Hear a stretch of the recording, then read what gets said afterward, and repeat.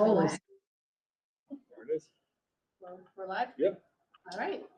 Welcome to our March 15th Policy Committee meeting. We have everybody in attendance and we have a full agenda.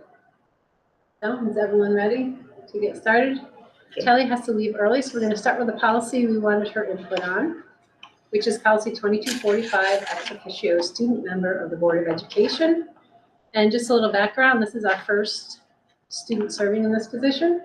The first time we've done it at our district, and the policy we originally wrote seems great, but we thought now that we could take a look and see, now that we have someone that has experienced it, if there was anything maybe we want to change or not change. Just a good chance to take a look while we have Tyler here. Was there anything in particular you want us to start with, Frank, in your mind? Or I'd love to know how you feel about in general. If you But I did, if you look, I made some handouts for everybody today. It's got the agenda on it since there was so much. And then on the third page, I went to a few different school districts, some inside New York, some outside of New York. And I put down what they have since they differ from what we do for the picking of a student. Because I feel like the picking of a student is a little limiting of what we have. Ichabod Crane basically took, if you look at that one, it says Ichabod Crane is all. That one basically took the NYSBA policy and just said, here, we have the ability to do any of these. But didn't pick which one they would do, which I thought was kind of funny, because, all right, well, which one? The Skodak one I thought was really interesting. And then there's others that you can look at, or we can make it however seems fit. But just thought they were all, and I know Burnt Hills does it similar to the top one, so every school is slightly different. Why do you think ours is limiting? I'd have to go to it because I have it. it really is. Oh, we talked about Yeah. it. I remember Limited to a Rachel senior. and I were on the committee Yeah. at the time. And we said it was gonna be limited. Yeah, but I think we wanted to leave it to your Yeah. discretion. And I think that's the problem with it, is that it's my discretion to a very, very small pool of kids. And I didn't think we were able to get a lot of, even more than two or more than three. It's like, there's 2 kids or 3 kids that would be eligible based on our current policy. It Yeah. says, a student member who is a member of the student government or district-wide advisory committee. Right, so there's like 12 kids, Right. right? And by student government, is that student council? Yeah. Yeah, we have student government, I feel like, yeah. I mean, I don't know all of the different groups we have, but I mean, someone's involved with Model UN. Seems like they would be interested in something like this. But maybe we don't even have to limit it to their other involvement. Well, I don't know. I like the idea of having the ability to make final say, right? Absolutely. Right, that to me is, really important in understanding who the student is and those issues, and the superintendent should be making those recommendations to the board. I think having some way to get a bigger pool might not be a bad thing, because, the students can be really busy, but they still might want to be activists or be a part of it. So I wasn't really sure if we want to open it up, have that conversation or not. Go for another year the way it is, because now maybe other kids want to do it. Tally, what do you think? Yeah, I think, because last year was the first year that we did it, it was, for me at least, it felt kind of like a last minute thing. I know you probably put in all the work. No, it was a last minute thing. Yeah. Yeah. Yeah, because I remember last week of school, it was Mr. Glad that came to us and just asked if seniors from the student government would want to do it. I think there weren't that many seniors in student government, but I think he was the first to kind of like a nomination type thing.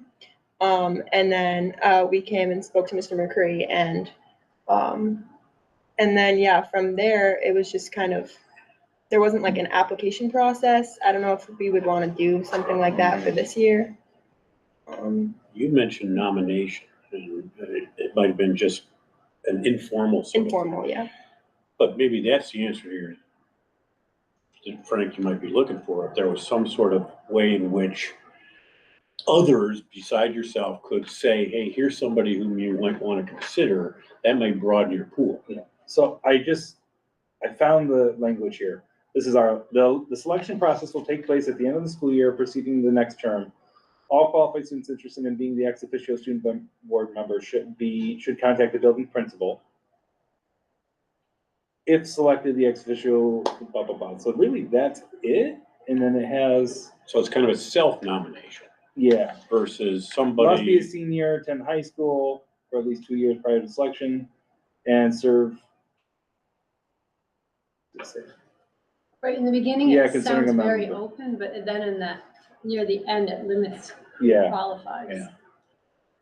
so I think we need to do some good publicity of this a little bit earlier, saying, Yeah. hey, here's what it is, this is what we do. Kind of now.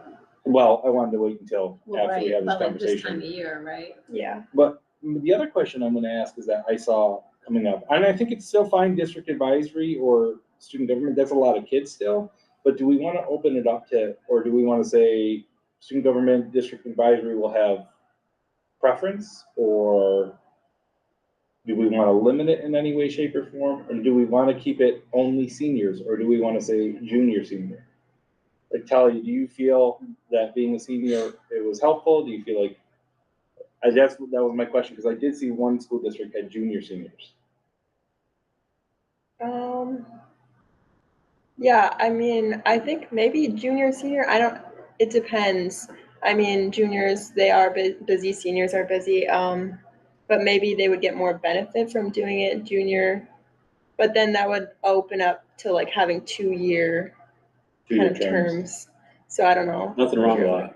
Well, No, that's it'd be a not lot really for a bad. kid, though. And it can limit the opportunities for other kids. No, Yeah. I honestly think that if you open it up too broadly, Yeah. you have the potential of some kids being disappointed. I think if it is a little tight, then you're gonna have a tight pool, but all you need is one.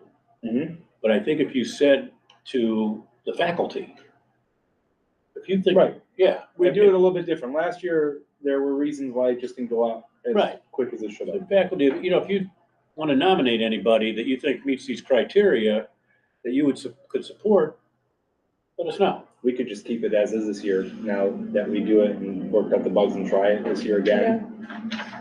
Artie, what's your thoughts? So the current policy, we have student government or district advisory committee. Correct. Mhm. And we have 4 students currently on district advisory. That are seniors? No. No. No, that's the other problem. There's one junior right now. I mean, I think Ichabod's list is not bad, right?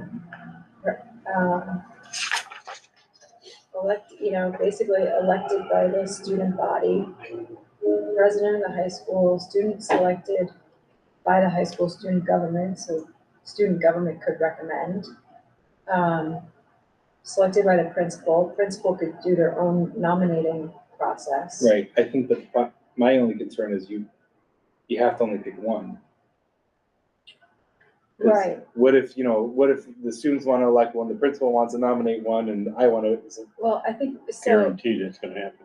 right? I think we could set it up so that those are the qualifying criteria.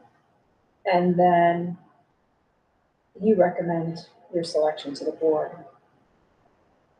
I don't understand this Ichabod curriculum. Are these all, That is the NISBA policy, and those are the but those are options. options. Options. Yeah, right. and they chose all the options. They put them all in instead of one. Okay. Right, that doesn't make any sense. I mean, I think it makes sense to open it up a little bit, but keep in mind if you do that, yeah, you're gonna need a process to decide who gets picked.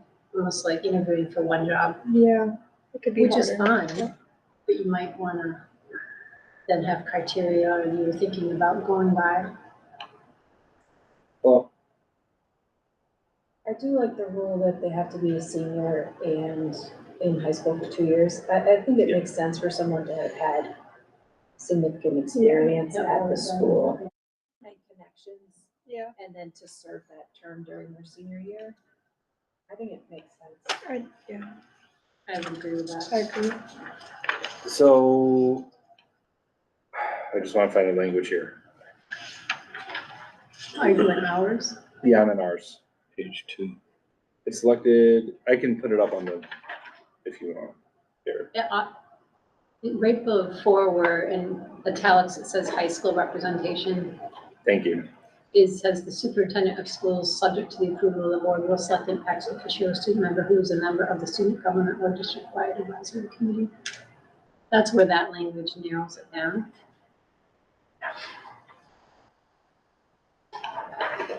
I'm gonna write, the high school principal will verify that any student interested in the position meets the requirements outlined in this policy. Publicizes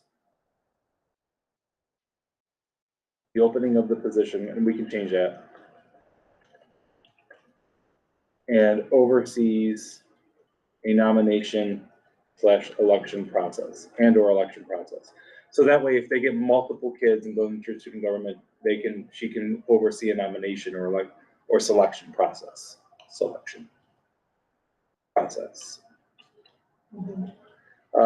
be selected, the ex officio student board member recommendations will be given to the superintendent, Who will select? who will select, yep. And I'm trying to do this quick. Subject to the. Yeah, superintendent. Who And you could put a period right after superintendent, select and then, or you could individual. actually have it in the next sentence. Yeah. Oh, look at that. There you go. Perfect. Okay.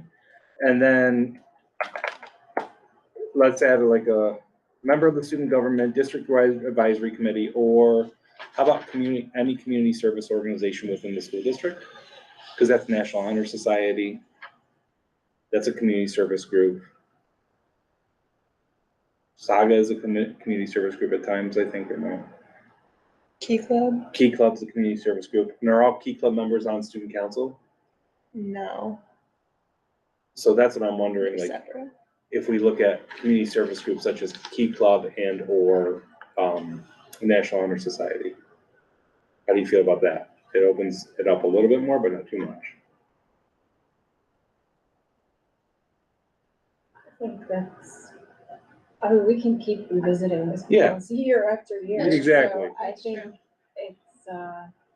it's gonna expand the pool a bit, which it seems like you have an interest in. Well, last year So, we had a student who didn't want to do it, right, right? So that's what the thing is too, and Natalia wanted to do it. And so like, I want to make sure that, you know, it doesn't stop anybody from wanting to do it, who can't do it, right? Because that would be my major I think- concern. If I somebody would tell you that- really wants to do it, and then doesn't fit into any of those two groups. right. Yeah, You know. I feel like I could even think of someone from this year that maybe like didn't participate in like student government or the district advisory committee, but they might have wanted to. I think they could do it, kids too, and that would be very good at it. Yeah. Like they're into advocacy or they're into. Yeah, yeah. Right. We'll add 2 more groups. How about that? So if we add those 2 more, National Honor Society or Key Club. Yeah, and I think as this like program like keeps going, like more people, if they learn about it, then Right. they'll join those clubs, get more involved, so that they will be able to have this opportunity. Because National Honor Society is for your academic. Student council is not for your academic, it's voted in. But Key Club, anyone can volunteer to give back to their community as an organization. So I think you're not limiting anyone based upon any kind of criteria, because anyone can be in Key Club. Yeah. I like it. Can I suggest that this whole paragraph be reordered? Yeah, how do you want to reorder? Well, I'd start with something that says the Qualifications. selection, so the last sentence would kind of become the first sentence. That I wouldn't use this, that you're gonna select from this group. I would just simply say that the ex officio student member must be a member of student government, district-wide advisory committee, National Honor Society, or Key Club, period. The high school principal will verify that any student interested in the position meets the criteria outlined in the policy, Can period. you stop? Because you're going too fast. I don't want to be able to get it. Yeah, I know. I could do this for you. Yeah, why but- don't you do it? You can type. Yeah. Oh, I could do this? Yeah. Everybody All right. who has access to it can do it. Oh, I did not. Yeah, because you're like, you're going through this really quick and go, I just lost you like 3 All seconds. right, here we go. Let's see if I can do this.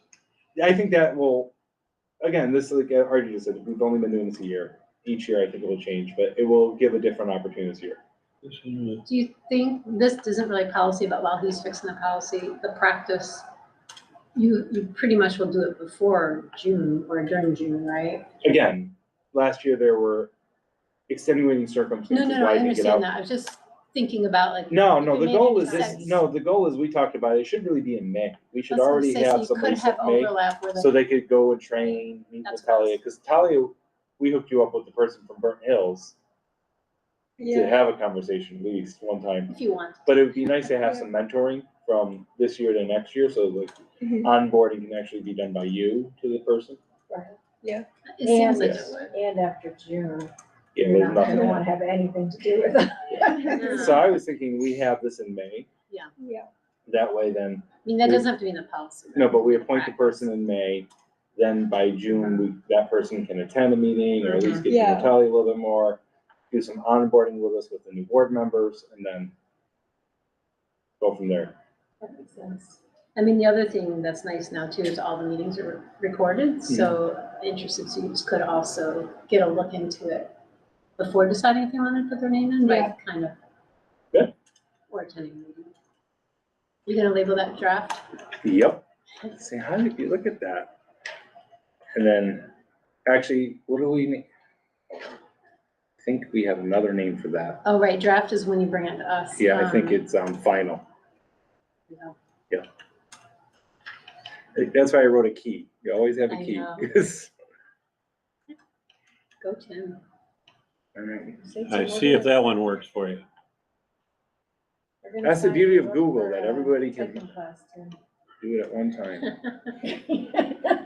So it reads, the ex officio student member must be a member of the student government, a district-wide advisory committee, National Honor Society, or Key Club. Now, I haven't had anything in here about senior, or junior. Senior was It's somewhere. above, Let's just leave it as senior. it's further up. Yeah. Yeah. It's further up, okay. So the ex officio student must be a member of the student government, a district-wide advisory committee, National Honor Society, or Key Club. The high school principal will verify that any student interested in the position meets the criteria or meets the requirements outlined in this policy. The high school principal will publicize the opening of the position and oversee a nomination/selection process. The ex officio student board member recommendation will be given to the superintendent. How about, is it the principal's no, I guess. Is the nomination like teachers or self-nomination? that's a- I think that's a good thing for the principal to work out. Let them kind of have some conversations with their BLT, the building leadership team, and figure out the best processes here. I think, again, for me, it would be both. It would be teacher recommendation and student, right? I think, because sometimes I might pick Tim, but you might go, I really want to do it, and I didn't pick you, but you saw that So, as you know, an where I opportunity. think we got a little potential problem is when we get to this next sentence, the ex officio student board member recommendation we give the superintendent. How about That's just add S. to that. Recommendations. Yeah, Why don't we just say recommendations will be given to the superintendent? Because they might want to give you 3 names. Yeah. put recommendation.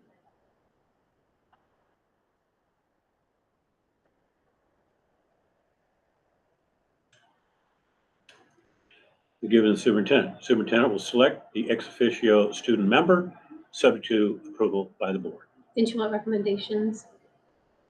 Oh, Do you want to ask that? Recommendations, you're right. See, It's not going. We're at maybe the here, wrong I'll place. get out of it. There you go. Now see if you can move your cursor. Oh, okay. There you go. I think I was messing with I think I you. do Yeah, too.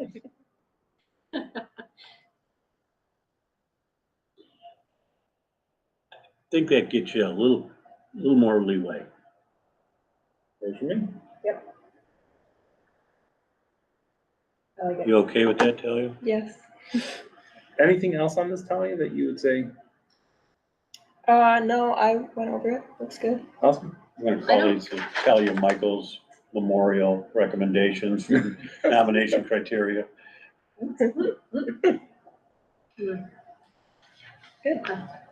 All right. Does everyone feel comfortable bringing this to the board at our next meeting for a vote? Yeah. Yeah. Good. I can start that process. If we could find somebody that's worked out as good as she has. Maybe in the money. Yeah. I think she's grooming her sister. Oh, I like that idea. Maybe. Yeah, She's a following in my sophomore? footsteps. She's a freshman right now. I've been very impressed by your updates. Like you had things in your Yes. last update where I was like, oh, Yeah, I thank you. hadn't heard that detail already. Like, Thank you. I appreciate you I was taking this appreciating position it. very seriously. I mean, you really have. It's been really fun to watch you jump in there and, we didn't know what to expect, and to Yeah. have somebody take this as seriously and do such a great job makes us look good. You're smart. Yeah, thank you. I really enjoy it. Good, Thank you. All right. thank Well, you. good luck. Thanks for All coming right. tonight. Have fun telling. What time are you rehearsing till tonight? 6:30. That's not that bad. Yeah, it was 8 on Monday. though. Yeah. I was gonna say, I saw the cars leaving. I was like, oh, okay. Yeah. That's a long practice. All right. Thank you. Thank Bye. you. Yeah. Alright. She's terrific. Okay, Okay. so next on our agenda are the group for the sports extracurricular policies. I think we do have a draft. Yeah. 5205, right? All right. If everyone wants If you go to policies, go all the way down, like the middle. Which one are we looking for? 5205, it says 5205/5200 extracurricular athletics code of conduct. And it's the draft we're looking at the top. Right. Just went through and formatted it.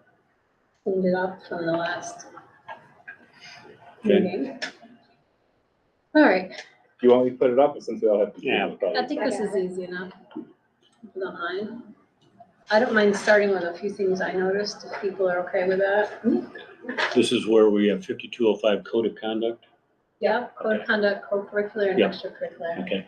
And just to bring it back around to a little bit of a history, we had several policies touching on these topics. The NISBA's was a combined 5205. We didn't have a 5205, but we had the other policies, so we're kind of pulling them together in a combined structure. We also had the athletic code of conduct that was separate, so now that's within here as well. Yeah. And use of facility fee schedule, does that belong in here? We can get to that. Okay. That came because of, Yeah, but that's not in this one, That's though. not part of this, though. Oh, I thought that was part of this. That's just Okay, on the okay. list in Sorry that about grouping of sports type Okay, things. gotcha. All right, so just when I was going through this quickly, if you click on the student and parent guardian agreement that's linked here, it seemed fine, except it just didn't have the current name. Oh, yeah, that's the old document. Yep, so I don't know if you want to fix that now or, Do I have access to this? it's not a big deal, but I guess they should have the same. Actually, I don't think I have access to fix it. I don't know where that document is. Okay, I can send you notes. Yeah, could you send me the notes on that? Yeah, I don't have, that was just on the link from the website that was already there, so I'd have to find out and And just so recreate you that. link. guys know, it's just the simple, Yeah, I see it here. yeah. That's, yeah, I had, that's funny. I didn't even look at that. All right, I'm just jotting down the note here, quick. Who manages that? I was gonna ask Frank, who manages all those pieces of paper. Joseph Bienza. And so is it for every different sports or one per season? I don't know that answer. Because, do you know, you're a sports person?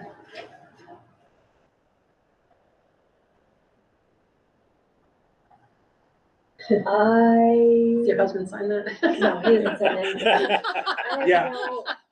I have no recollection of signing this. So probably I could. think what's gonna happen with this after we go through it Mm-hmm. is, again, let me see, I'm trying to say this the right way.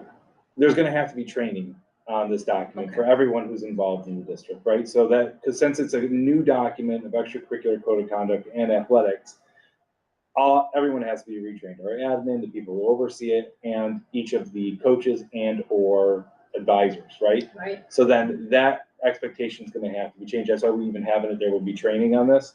Because those people are gonna have to say, all right, do I have it? Oh, here's a kid in my group, do I have this? Not only for athletics, right? Where there'll probably be one document that is oversaw on, but for the play, Do I have one for Talia Michaels? Do I have one for this kid? So that's gonna be a little bit of a training, because I don't know if this has all been done really legitimately throughout the process of COVID. I know it kind of probably went away a little bit, or there might have been some Okay. oversight issues. So I think rebranding it and redoing it and retraining probably isn't a bad thing. So once we do this policy, that's on you to then work Yeah, with you the team to definitely. figure out how to roll this out. Enforcement's gotta be tough. I don't think enforcing of getting this should not be difficult. Enforcement of this is, it's an Excel spreadsheet. Did you hand in the paper? Yup. That Yeah, should but I be, mean, getting the student to sign it, getting mom or dad or guardian to sign it.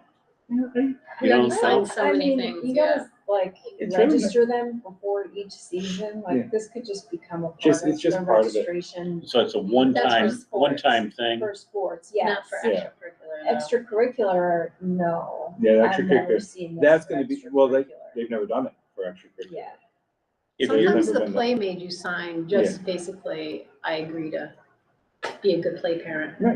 I think this is gonna be simple. You're right. This could easily be part of the registration packet for sports. This could be something that an advisor gives out to the kids in the first time, saying, this needs to be done. is it inappropriate to just ask every student to sign this as a blanket for, no matter what, you're gonna participate in something, we got you on file. And we got mom and dad and the guardian. I think that's hard to enforce. Okay. well, I guess you could put it in the Student handbook. student handbook stuff, Ooh. and then you would have it done at the beginning of the year. Mhm. It's Put it all only- together. Yeah, Put it all it in one only place. applies if you Participate. Yeah, participate, if you're not- Oh. But if you Sounds do, like- we got you. but if you do. Right. Okay. You've acknowledged it. So, That makes it easy. I think so too. And the Blanket. word it can be just like, if I participate, all I right, so agree. hold on. Let's go over the processes here. Because I mean, we're broadening this to, you want to participate in game club after school. Right. Or, you know, Make it easy on those advisors. right. Yeah. Now, this is just for extracurricular, right? And, athletics, And extra. athletics, play. Anything after school, It could be, basically. it could include student government too, Yeah. But right? while I'm reading the document that you're linking me to, and it just says extracurricular.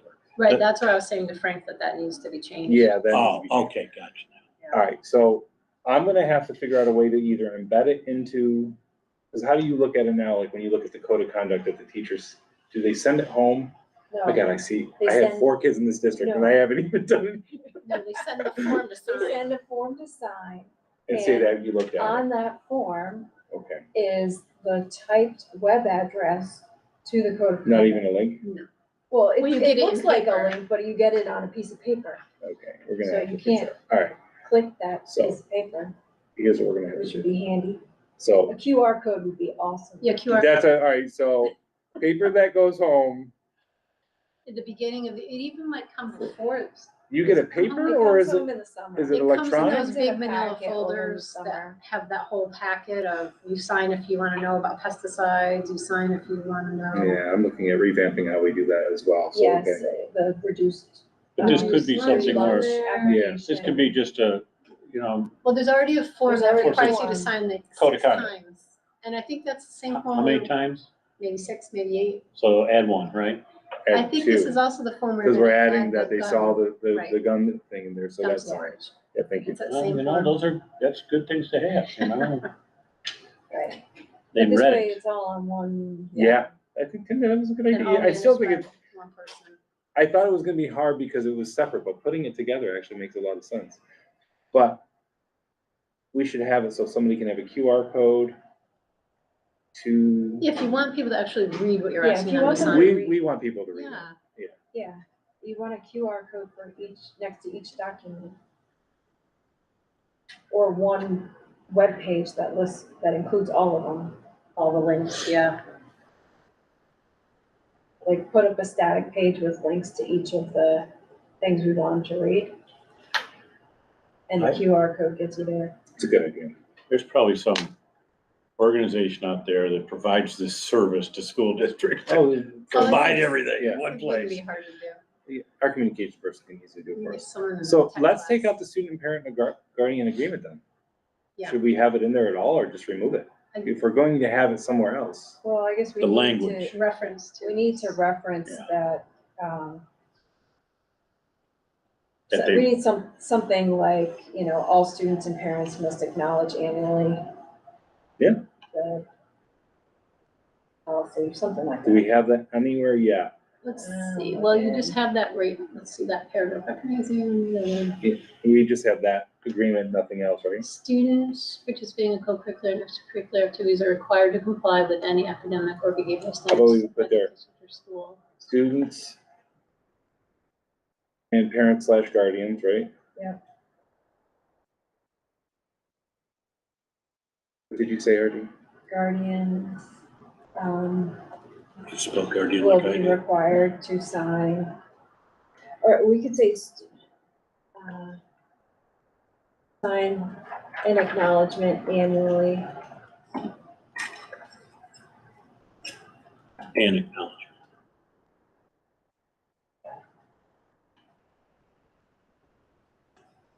Oh. Sorry, I was trying to help you. That's okay. Something like that. You Acknowledgement you got the- annually Of the, attesting to your understanding of, attesting to their understanding of the code of conduct for co-curricular and extracurricular activities.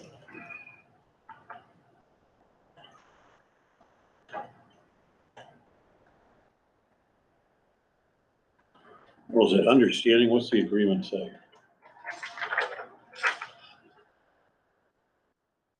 Comply with all terms and conditions. It's not just attesting to an understanding. This is, unless you want to just say that's it, but, Unless you want them to comply. We could say,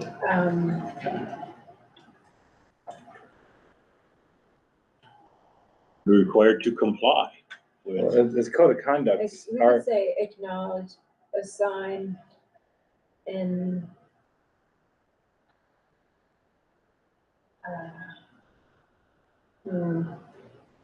we could call it an agreement. We don't have to call it an agreement. I think agreement's a good idea. I think acknowledgement doesn't quite do it. And I think agreement gets along with, I am going to comply with your rules. Okay, so student and parent guardians will be required to sign An agreement. and, are you making the Annual changes? agreement? no, Okay, I'm not, I might be, I don't know if I clicked on it. that's all right, I did it. I thought Okay. you were typing, I was like, it's not working. Annually,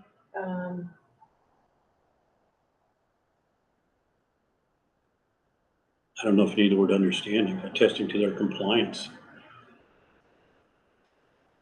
But that's, or we can, instead of calling it an agreement, we can say sign a statement annually agreeing to comply with the code of conduct for extracurricular and co-curricular and extracurricular activities.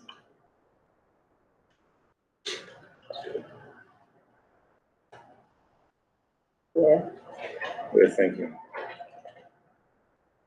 the code of conduct for co-curricular and extracurricular activities. I like it. Just put activities at the end there, Frank? Yeah. After extracurricular? Yep. And delete the before co-curricular. Ah, Sorry. That's all right. And then you can delete the blue thing, Delete right? that link, yeah. Nice. Boom, Hey, that was good. well done. So, All right, my next Okay. question or comment is at the paragraph under training rules, but I well, don't can I know. ask you a You question? had something before How that? how do these things get highlighted for us to take to the board now? We write final on it. And Okay, then- so we don't show what changes were made. No, We do if it's a simple, like we're taking our policy and changing a few words. Yeah, Then we do show it. Show the changes, because it's easy, but this is so hard when we're combining a bunch of okay, things. we're just not, This we is just new. don't, we don't do a It's markup. policy anymore. No. We do when we can. But when This we're one doing basically this, is all new. We're yeah. cutting and pasting Not a through so problem. many, Yeah. yeah. Makes sense. All right, I guess I had questions. Okay, so Frank, you had added the superintendent designee, Where are we? right above training rules. It's kind of like in a different color right here, where I put my cursor, can you see? Oh, There. Does it highlight for you? Still on page 1. Yeah. All right, thank you. Yeah, thank you. That's it. Yeah, Yep, it looks perfect. like you had added that, Yep. right? The superintendent designee shall create a training for all advisors and corresponding groups to convey the expectations within the code of conduct. Is everyone okay with that? Yeah. All right, with the next section with the training rules, I think this probably just goes along with what you were just saying, that everyone was gonna be trained on how to comply with this. But are we letting the coaches determine the different rules for their individual?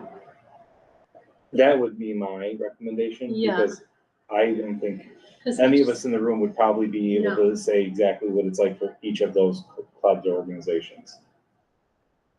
And I mean, the coaches have an advisor, Mhm. the advisors have the principals, so like, I think there's, there's checks and balances there. I think it's clear when it comes to things like athletics or the play.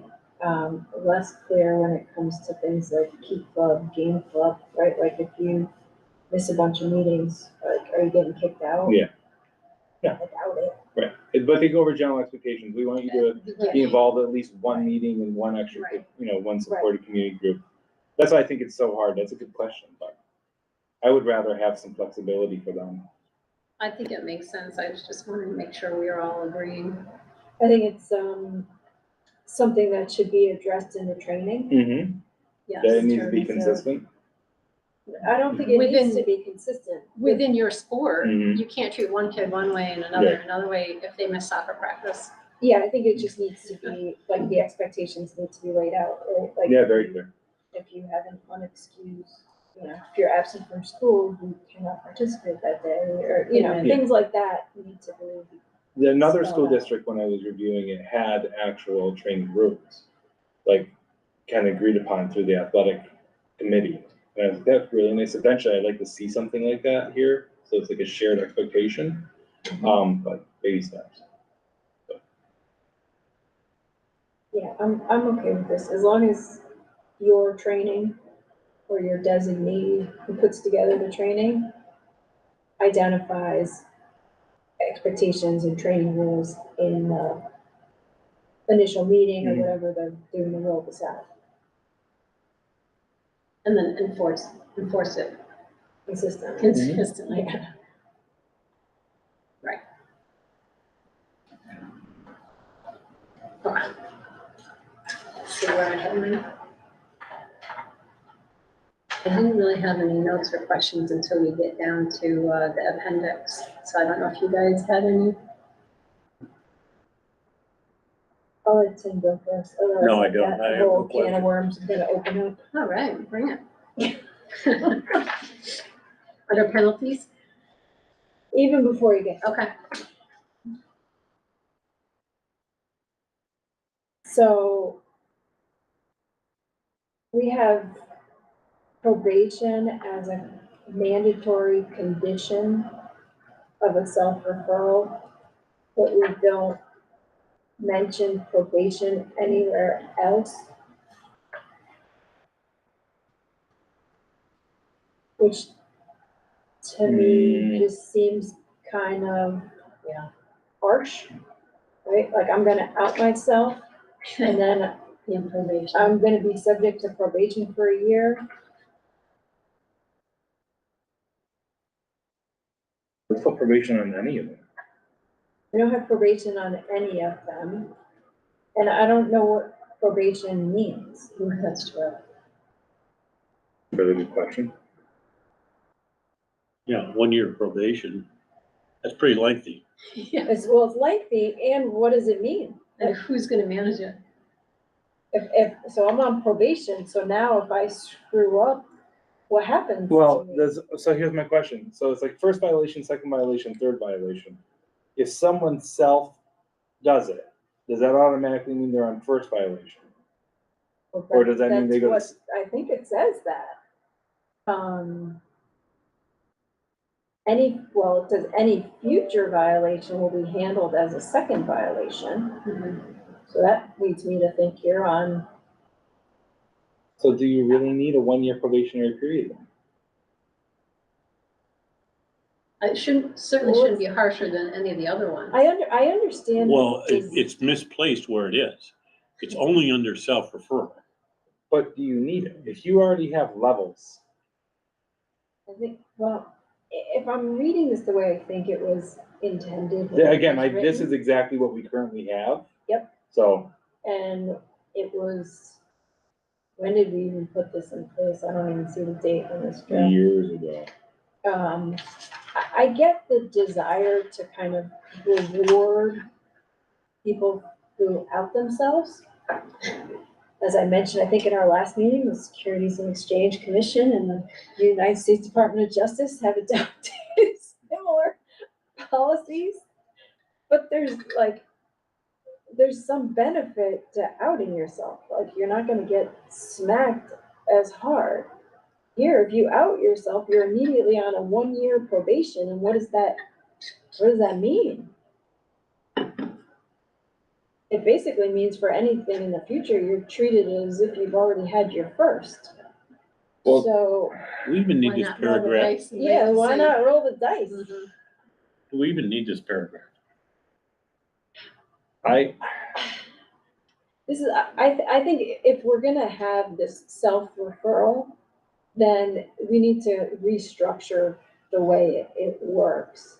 Because to me, if I'm gonna out myself, I should get some sort of grace for doing that. Instead, I'm getting dinged if something happens in the future as if I've already had my first violation.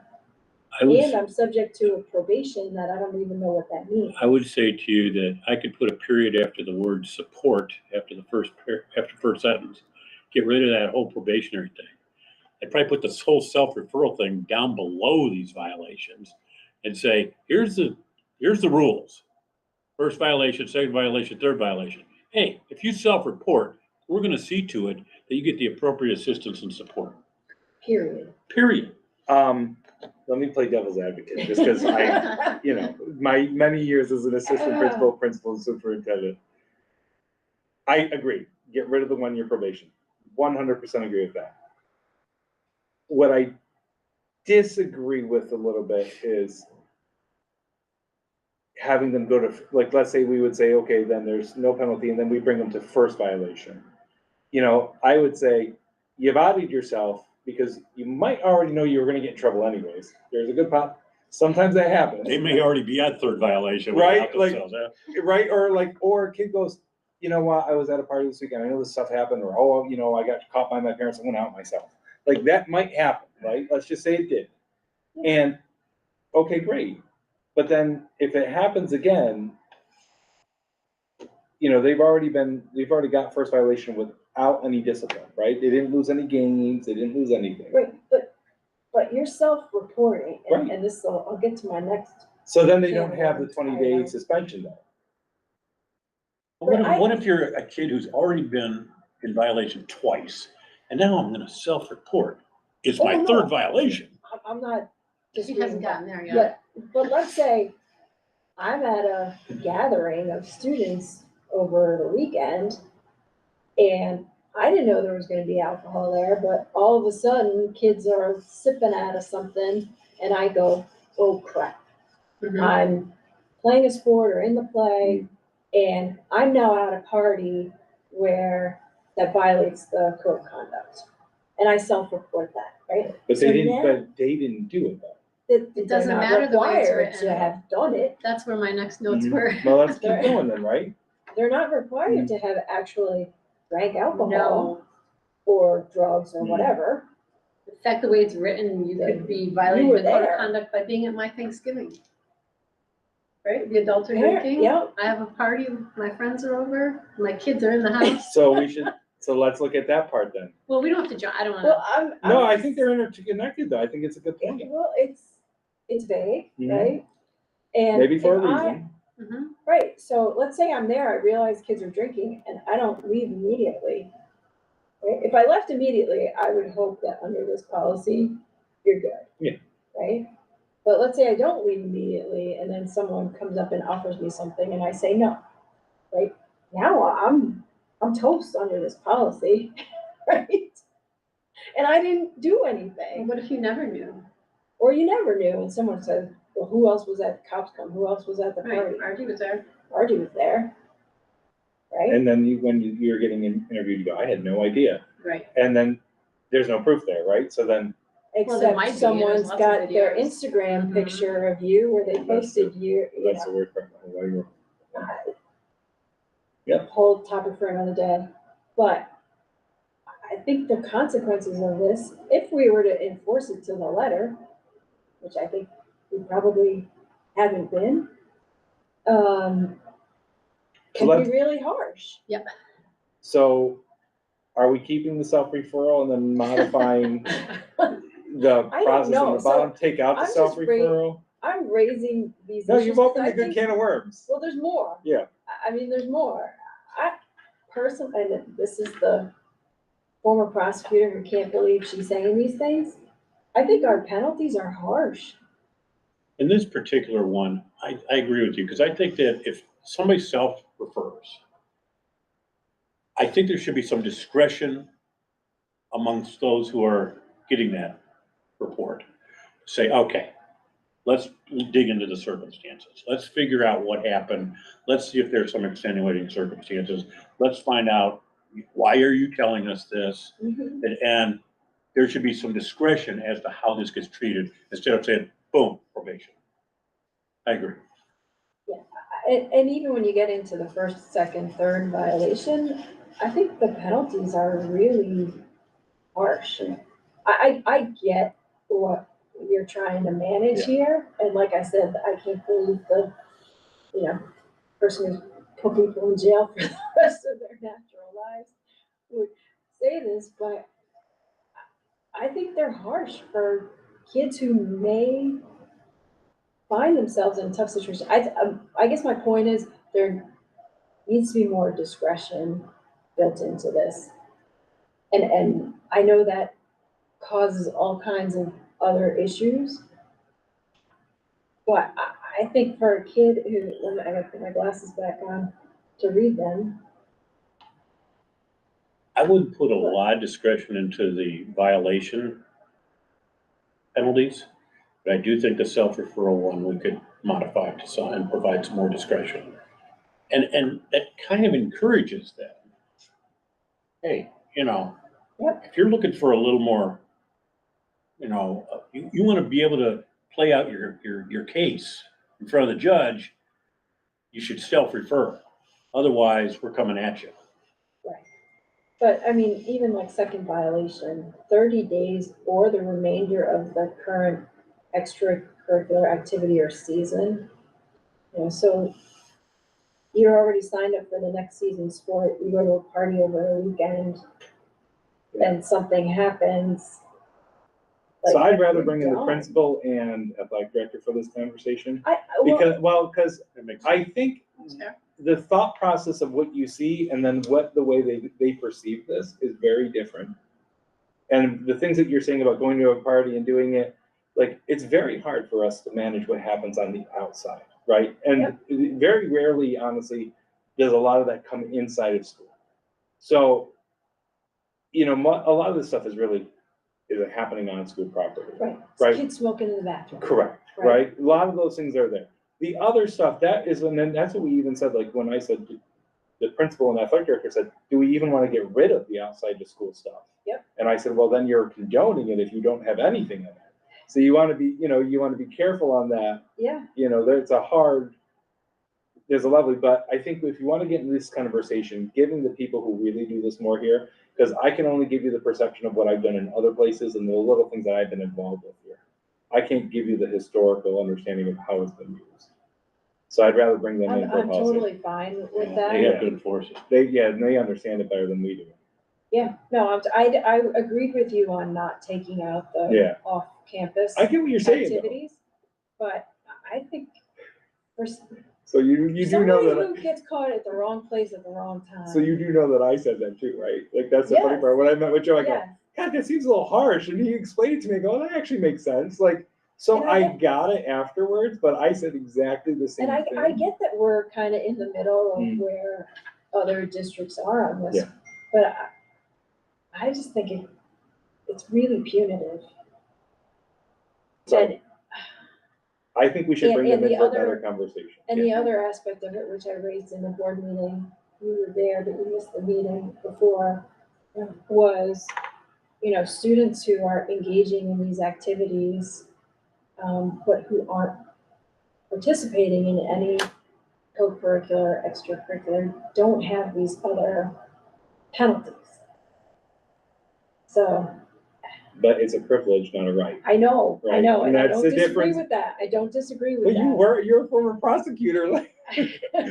But that's the one difference of that, because I've heard that argument before, is these students, and this is what I've always been told, heard, and almost agree with at this point in my life, is this is a privilege. This isn't something that you're automatically given a right to. Yep. Education, this, the full day, 6 hours, that's a right. You get that no matter what, right? Yep. But the outside, there should be some type of expectation, whatever that expectation is that's set by the board of what student conduct is gonna look like, handed out to those students who do the little bit extra. That's a privilege. Yeah, no, I really think this is a tough one. I guess solve it today. No, I don't think we are. But what else do you have? I Because I think think if those you are took good. that probationary thing out, we're on a, I took we're that in out the already. wrong path, or the right path. I mean. I actually took that out already. Well, if we're past the description of the violations, I started to get confused when we got to the appendix. Cool. So for instance, the third bullet says hosting/attending of drinking/drug parties.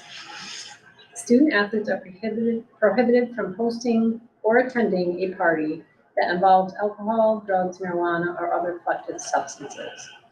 And immediately I thought, well, I had a graduation party for my daughter. The kids weren't drinking, but the adults were, and they're attending. And now that cannabis is legal, right? Right, can you have can adults smoke cannabis anywhere you can smoke smoking cigarettes in New York. Yeah, Go to New York City. So I'm hosting a party that's gonna get people in violation of this code of conduct, so I'm like, okay. And then. So how do you want to change it? Don't know. But I mean, I think you could see how that, it's reaching further than the intent, it seems, yeah. right? This is exactly the same language as been in the old policy, just pulled over. So this probably could be 20-year-old language that's been there. So, Yeah. and I get what you're saying, so how do we then change that language to make it, if the intent is to say, if you're going to a party to intentionally get drunk. Organized party? So, That let's, may, well, I mean, you well, could hold have on, let's parents. imagine this though. I'm gonna play devil's advocate in another way. Well, parents buying the cake, that's a whole different story. That's a whole right? Yeah, That's it's a whole different story. legal, yeah. Let's say I'm a student who totally abstains from drinking, drugs, alcohol, everything. But yet I have friends Yeah. who don't play sports or activities that do those things. And I want to make sure they're safe. So I'm going to be the designated driver. I'm going to go to ensure their safety. Mm-hmm. Do I get dinged on this if I'm Yeah, there? Because of the way it's written. Right, so, my question to the board is, do we want to stop that behavior completely and have those students say, I'm never going to go to those things? Or have that gray area to say in the policy? Because then there has to be some ambiguity written into the policy then. Or some very specifics written into the policy of how you want to see that. Because you bring good points, but think about what I just said is, you have a kid who wants to help protect their friends, but knows that they can't stop them. The way this is written, the answer is, sorry, you can't go and look out for your friends. And like, But you don't have maybe you control. then take it on yourself to discourage them from going in the first place. Mhm. But we can't legislate that. Right. Yeah. Just the way it's written, it's almost a joke of a policy because I don't know how you enforce it on one and not the other, or some could be like, well, I was at my parents' house, like with my family, and a few of my friends were there. You're gonna be like, oh, that's okay. That kind of drinking is fine if you're at that house. But I don't know. I don't have the answers for how we fix it though, Frank, but I the mean, way it's do written I? right I now. was hoping you did. I mean, I think what we're trying to get at mainly is consumption, but I don't even know how you would monitor or regulate. All a student have to say is, well, I wasn't consuming, I was just attending. But the way it was written now, to me, almost seems like a joke, like we're trying to regulate everything that happens in our community. Yeah, It's like, So I think that's your question is, what do you as a board want us to regulate? That I think is gonna be, I think you gotta be realistic. And I don't know what the answer and you is. don't wanna condone, but you don't You don't wanna wanna condone condone. underage drinking I or don't drug want a use. joke policy either. We're not gonna be able to enforce a lot of this stuff. You know, fake IDs, and all those ways in which you can, this could be vodka, you know, I mean, Edibles. edibles. You I can't mean, there's tell so what's much what. stuff that is, we can't possibly regulate. I think a good starting point would be a meeting with Joe and anybody else you think I think so. has authority over. I'm gonna bring Joe in the enforcing this. principal. Okay. We'll do Good that. idea. And I don't know how you feel, but I think it would be helpful if that was the full board, and then we could take the feedback back and try and write it It might be into a helpful. policy. I don't know. Yeah. Yeah, That's up to you guys. I don't know where everybody stands on this issue of Oh, policy. nobody's gonna speak and say, well, I'm all for consumption. Underage. No, but Underage there's a consumption. lot of gray It's area that we could leave alone or attempt to tackle in Well, words. I guess I'm gonna argue for, I would just have those guys come in this room and we have a conversation and find out, is this something we should be moving forward on or not? They might really wave us off. And instead of going to the full board in front of everybody, I will tell you that the outside of school things of the hosting and attending drug parties and doing those things, it's very difficult to enforce. And it's very difficult to do. And so they were going to tell you that you have to find a way to make it a little bit more flexible. We already said, they will tell you that because it's really hard to do. And by the way, drug parties, I've never heard of those before. Party. But on the other hand is, this is something that's happened before, and I'm not gonna say it was here or somewhere else, but we've gotten text messages or emails saying, look what these kids did over the weekend, or, oh, FYI, this student is showing that they're doing, drugs on their Instagram page, or, those things come in from the community, and when you get those things and you say, oh, all right, and then you don't do anything, so it doesn't mean you have to discipline them, right? Because it's outside school, maybe it just is social worker and acknowledgement to the family of you're seeing these things happening. So again, you have to, where do we police and where does the school policies end? And where does the outside of school stuff continue? Because this is, and again, I think this is a little bit better because some school districts have it where it's a year, right? If they're caught doing this thing in the summer, I've seen schools where they hold kids off in the fall. is there any I have seen it. Is there any standard that is used to determine if a violation has occurred? Yeah, it's smoking gun, basically. It's like, do you have legitimate proof that something? That's what I'm getting at. Yeah. And is that what is required? Yes. Smoking gun? Yeah, for outside of school stuff, absolutely. Okay. I mean, my take on it. Because we wouldn't discipline or suspend or any of those things without having legitimate proof. Somebody says it, that's not good enough. I need to know it for sure. I have seen where you have 5 kids at a party and they're all drinking. One kid gets punished, the other 4 go free. I have seen that before because you just didn't have the evidence on the other four, but you had it on the one. And that becomes an issue. Selfies.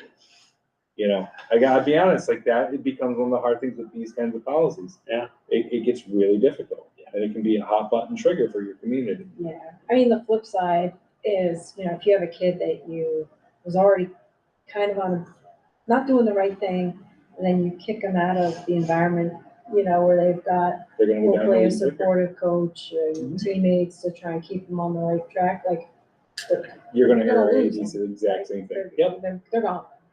Let's bring them in, and not because they're on a good gonna, path. let's bring them in for a good conversation. I think it will shed some different light on some conversation on this. It's a good idea. I just, FYI, I need to leave by like 10 to 5.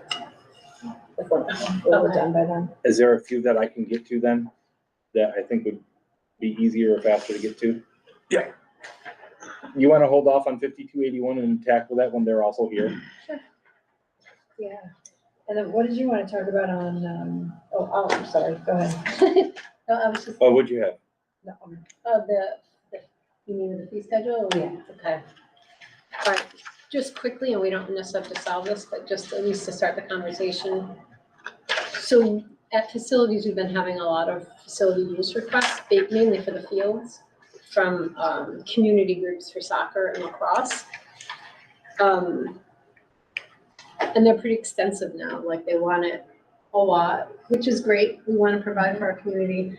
However, it seems they also want us to do, the district to do all the lining in the fields, which can be problematic with availability of our staff, but also we don't seem to be really charging for it, and it's an expensive process. We To do the charge, paint, and you have to man the liner, we charge New Scotland, but we don't charge them. what it costs us. Correct. Which maybe that's what we want, maybe that's not what we want as a district, because obviously we're trying to support community groups, but to what level? And then the lacrosse one, I guess, really brought it to the surface because they will have different age groups with different needs of linings on the field, which will also be the fields our groups will be using, so they have to be different colors, so there's not confusion. So anyway, it all came to. That all costs money. Yeah, it costs a lot of money and time. And then we realized we don't really even address that in our fee schedule. So anyway, it's a policy, so that's why we're bringing it here, to have that initial discussion here, to see what people are thinking or feeling about this. Yeah, so I'll just say up front, I'm on the board of New Scotland Soccer Club, so I have to abstain from any decisions involving them. I Yeah, think I but you can, can't, I think you can have I think conversation. I can discuss the policy. But since this directly impacts them, I think when we vote on any changes, Sure. I cannot vote. The issue with, and I'll say, the issue with, sharing of the fields, because I'm on the board of New Scotland Soccer Club, it's come up where, lacrosse was, because we're asking for the same facilities and maybe on the same nights, like, my understanding is lacrosse and soccer were basically told to work it out. Which usually you can do, usually you can agree to like split fields and everyone can still host a practice, but it makes it difficult. And, it's also difficult for you guys because you don't want to have to say, well, you can only have it Tuesday nights and you can have it Wednesdays and Fridays, right? I mean, but maybe we need to get to that. Well, our last facilities committee meeting, Joe stated he was gonna meet with them and work through a plan. So that might be a little bit different. I think the biggest issue for us is, one, we're gonna have to first decide how far out do we allow people to get our facilities, right? Because we can't expect somebody to, like, say they want our satellite fields in a full year in advance and then take our satellite fields for a full year and not give that window. So that was a conversation for this policy, is how long do you keep it?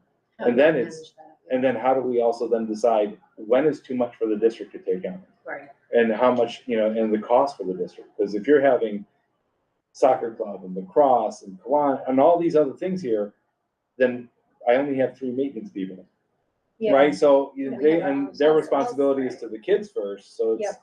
that gets really difficult. I'll say from the, well, and I don't want to speak on behalf of the club because I am not in charge of facilities for the club, but there are also issues around timing of when, like, the club is ready to have games and when the fields can be lined by the district.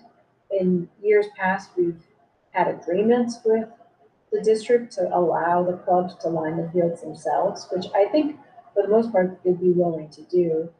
The issue becomes a lot of times coordinating, like cutting the grass and then relining. And, you know, those are like basic maintenance tasks that I don't think you want the clubs to take on. Yes, it costs money, but I'm sure for all kinds of reasons, that's not the direction we want to go in. But that's where it gets tricky is, like, you don't just line a field once and you're done, right? You know, it has to keep happening. And then if you've got multiple lines to do for soccer and lacrosse, let's say, But the lacrosse ones are different. and the depending on age lacrosse group. ones are, yeah, there's. you've female got versus And then we have to circles do our and lacrosse and, you know, size, you know, different sizes of fields. it becomes very daunting for a district to be able Yeah. to keep it all up. Right, so. And just in general, not only, I think what you're saying is not only the district, but the clubs too. I mean, it's a lot of use of our facilities. And at some point, something's gonna have to give. Right. We're gonna have to figure out something, or we're gonna have to hire more people at a cost to somebody else to be able to come in and do those things. Because we just won't have the man hours to be able to make it up. Right, I guess that's the harsh reality. So, So what do you say? We should have a fee? Well, Sounds like at a you're We minimum- saying, have a fee already. well, we don't have a fee for lining. not for lighting. And Right. so that was the question, but you're That's how this suggesting maybe the originally clubs came would rather up. do it themselves. But the district might now want clubs to do it themselves.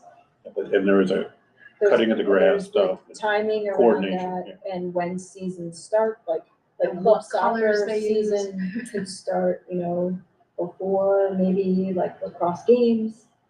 You know, so it's not an easy It's not. problem to solve. And that's why I think, that's what we wanted to start having this conversation with our policies. How does our policy either help us get this kind of under control or hinder us to get under control? And then how does it also allow the district to make up any lost funds that they could possibly losing from all the use? Those are some concerns. And then we have to look at is what is a better way for us to be able to schedule in community use of our fields? Yeah.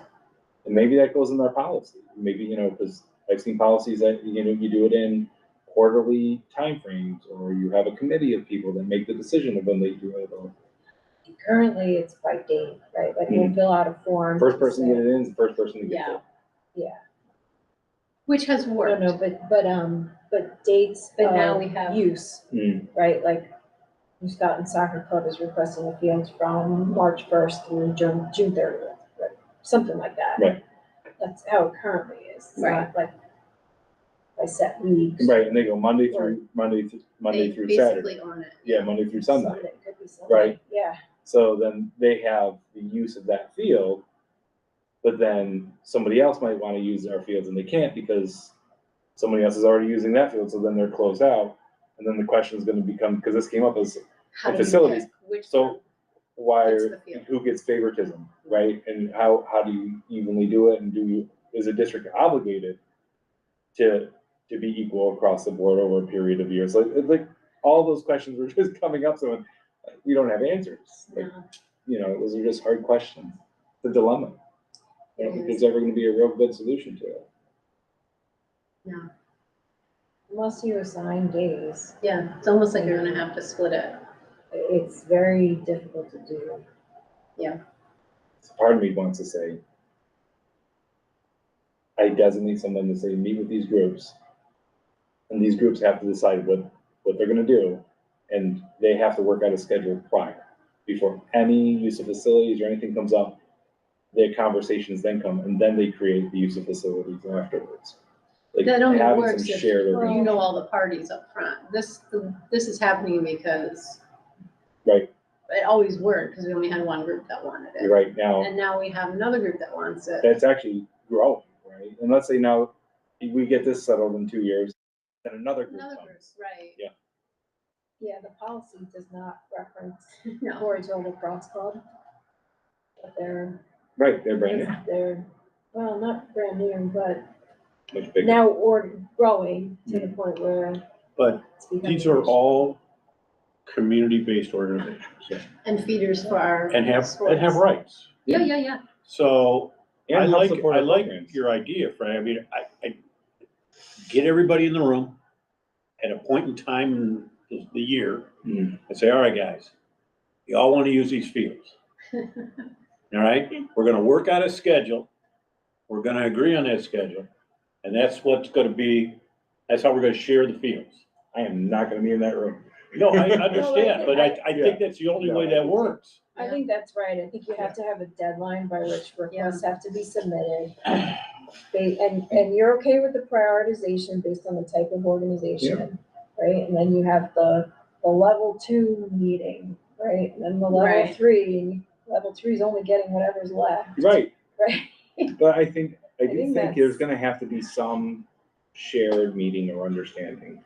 People, I just don't think, and it shouldn't be up to the club by themselves, right? Because I think that just causes more issues, and they don't understand the intricacies of what the district has either.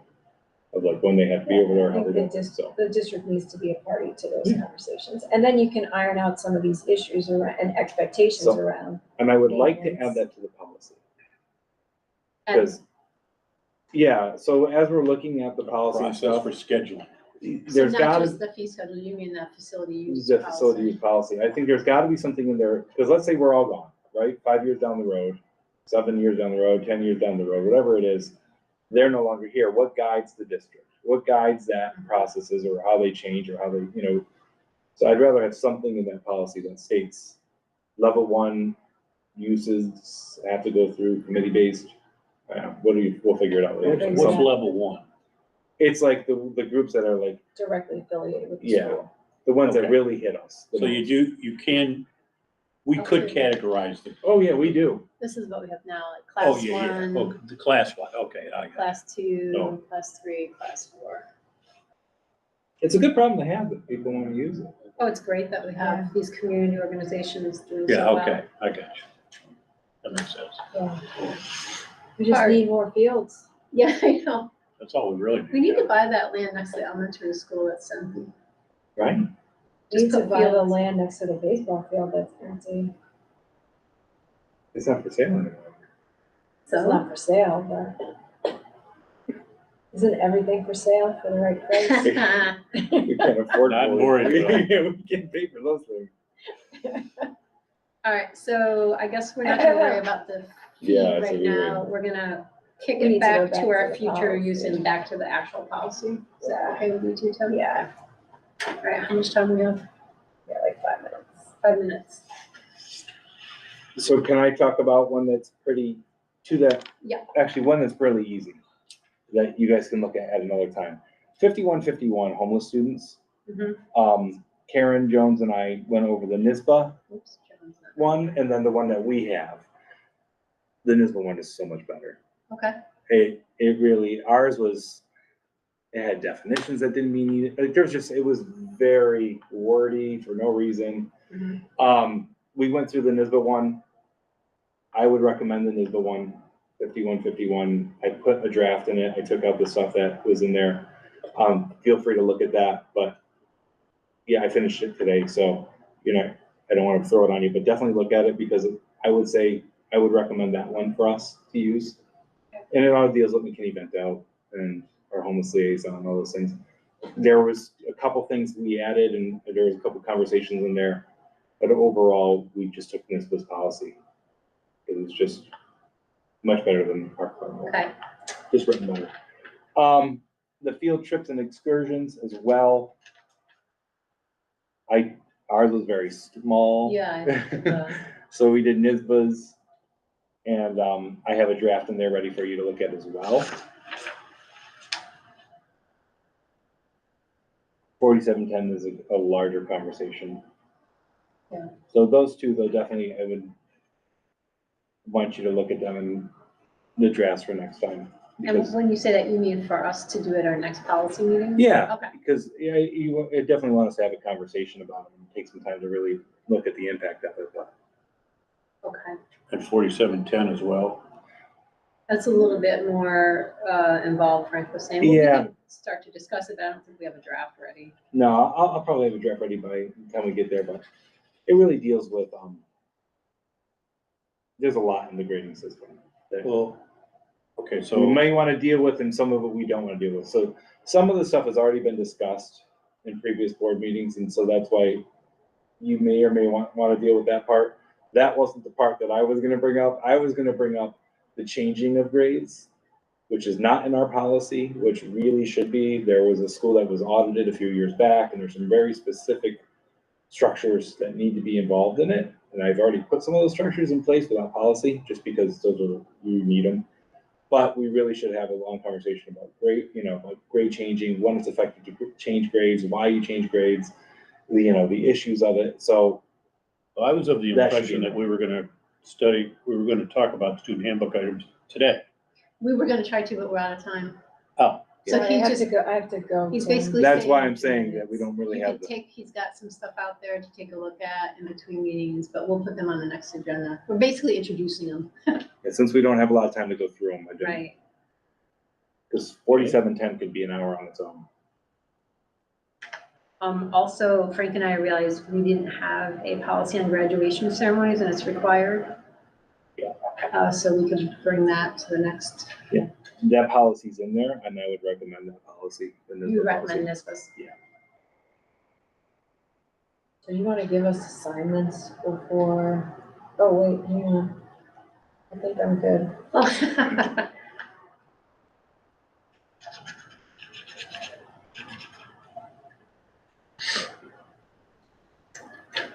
what is Okay, I'm 53? What's 5300? We're never, is that for a future agenda item? Yeah, it's future. We don't have to do that discussion. Again, this agenda that we worked on Yep. literally could be 3 hours. Yeah. This is, it's a pretty in-depth agenda to do it right. When I Well, do it was these- presented as if that's today's agenda, so I was just a little surprised for it. It could, Cut it and all short. depends on how quick conversations go. It's okay if we don't get to it Okay, all. okay. So I had to drop a kid at practice, but he's got a ride, so, We don't wanna go I'm too good long if since you it's- wanna stay longer. Yeah, if there's something you would really like to crank out today, Frank, We can do 5151. Okay. It's pretty simple. 5151. So Karen Conroy is not gonna be here to review. I guess she has already reviewed it. I Oh, it's missed- not Karen Conroy, it's Karen. I know, I Jones. said Conroy. No, she reviewed Well, it with me already. Yeah. She's reviewing, Oh, meaning she reviewed it. Yep. A lot of times I'll have people review the policies and then give me their notes. And then we'll have conversations with them.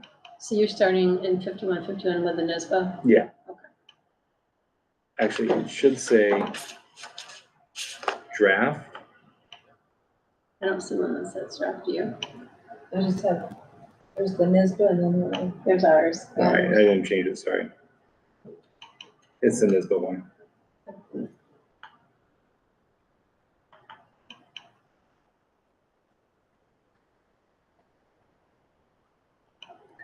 There's a regulation that goes along with it too, that basically gives you the processes.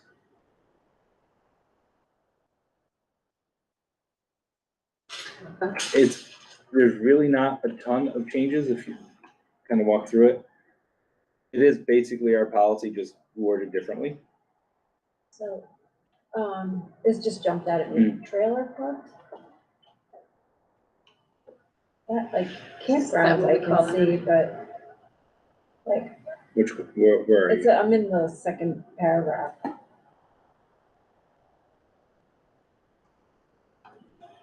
if Oh, that yeah, was that's- someone's permanent, Yeah, a lot of people live in trailer parks. Take it out? I would say yes, I mean, like, yes. Could be offensive. Agreed.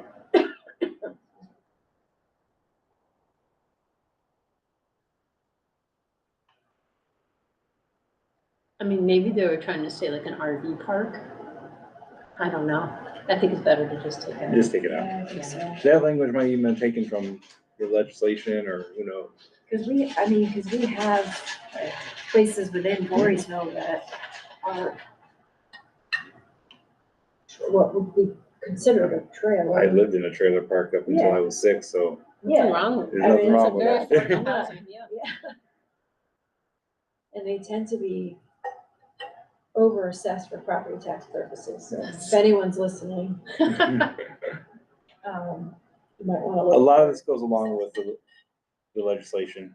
It looks like the only thing that was done is a review on an annual basis. Yep, that was the one thing that we changed in it. Again, it's very different from our current policy. Just the wording of it, the definitions are gone. We don't currently do a yearly review of our processes. And not reviewing of our students, we don't do that. It's reviewing of the processes of how students get identified, how we transport them, really assessing the whole process. It's something we should be doing. Well, this has become, in other parts of the state in particular, it's such a huge issue. And I know that they put a lot of attention on this particular one, and the laws have changed, and Every district has homeless children. oh yeah, every district does. But Ours I does mean, too, you go down to New yeah. York City, they got 300,000. Oh, yeah. So it's a big issue. Migratory children and.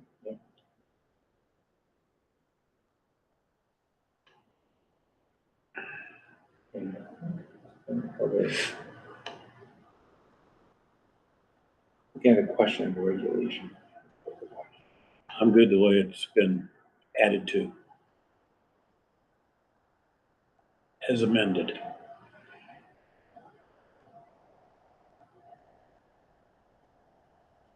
So page 8 of 9, again, I don't mean, if I'm moving too fast on this, please, that's fine, I know that, I didn't give you enough time to review it. So, I haven't, spent as much time as this one as I should, but, we have a different policy on, I feel like we talked about it recently, on immigrant students or displaced people who are, like, they would be covered under a separate policy, like Yes. I'm a Ukrainian refugee. Yeah, that's different That's than, in a different policy. it's different right? from McKinney-Vento, yeah. Okay. Yeah, McKinney-Vento deals specifically with homeless. Displaced children and immigrants and immigration is completely different than That's what I thought, McKinney-Vento, yeah. okay. And they have different rules and guidelines. Page 8 and 9 though, there is a question in it for the board. Yellow. So the first sentence below reflects the provision of FERPA. The second sentence is optional and provided for the board's consideration. So parent rights under FERPA pertaining to student records extend to a person acting as a parent in the absence of a parent guardian. The district grants unaccompanied youth under age of 18 the rights under FERPA for eligible students and parents or guardians.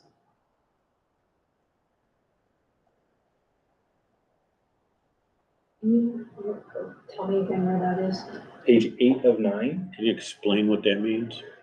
Okay, so the wording of this was a little confusing to me, so I was hoping someone else, this is the way I read this is that, say I'm an unaccompanied youth, so I'm a 17-year-old person living on my own, and I'm coming into the district and I want to register. I get the same rights as I would as an adult. So, if somebody wants to come get my stuff, they don't have it, I have those rights. So they get report cards, they get to do all those things. That's the way that I read this. You don't have anyone else to give them to. Correct. Good with RJ, it. am I reading that correctly? Yeah, I'm good with it, including it. Yeah. Yeah, me too. I've I think not you in got this picture, but I've done this before where Yeah. sometimes students, this is it, they are the adults. it, yeah. Sad but true. It is. Okay. If you want me to not make this a final for now, I'm fine with doing that.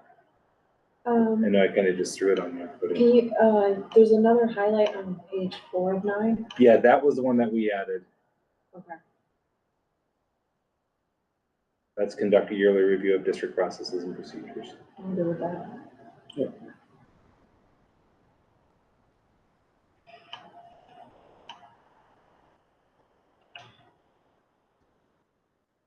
So this would be a revision? Mhm.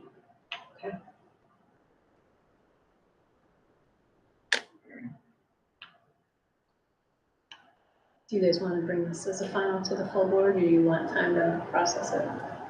I'm good with it. I'm fine. Okay. And then, do you wanna do 4531, right? Since I have a Oh, draft yeah, ready to go. that's- Some of the other ones are more discussionary.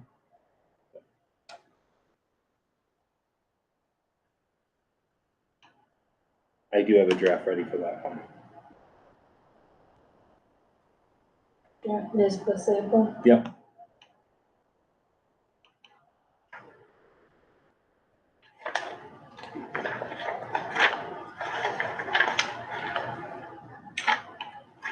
So if you look at the BCSD policy, Yeah, it's. so the major differences were really- anemic. In the NISBA policy, they don't have anywhere where there's board approval required. Correct, Our policy currently does require it. and I'd like to keep that.